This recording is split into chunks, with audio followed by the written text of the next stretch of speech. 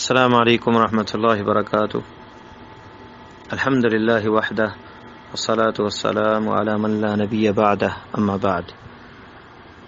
ایک بھائی کا یہ سوال رمضان کے بارے میں ہے کہ کوئی بندہ مداعبہ اور بیوی کے ساتھ کھیل تماشے میں ڈسچارج ہو جائے تو اس کا روزے کا کیا حکم ہے؟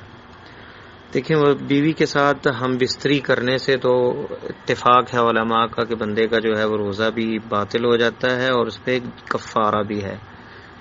یہ غلام آزاد کرنا یا پھر 60 دن کے مسلسل 60 دنوں کے روزے رکھنے، 2 مہینے کے، شہرین متتابعین، یا پھر اگر اس کی طاقت نہیں ہے تو پھر 60 مسکین اطعام جو ہے کھانا کھلانا 60 مسکینوں کو، یہ کفارہ ہے۔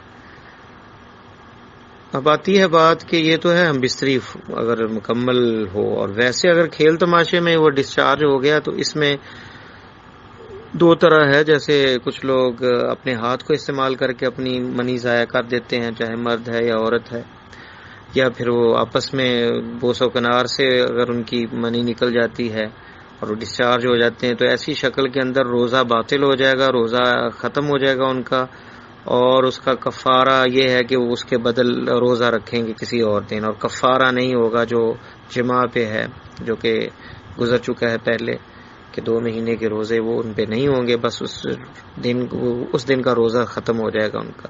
دلیل کیا ہے اس کی؟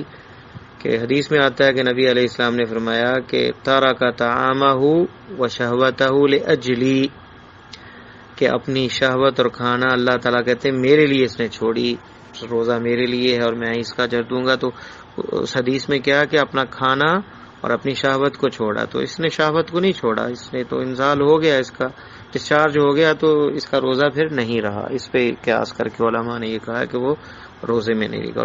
اور ہم بستری کیونکہ مکمل نہیں کی، اس لیے وہ جامع اہلہ، اپنی بیوی سے ہم بستری کے حکم میں نہیں آیا، اس لیے اس پہ کفارہ نہیں ڈالا گیا۔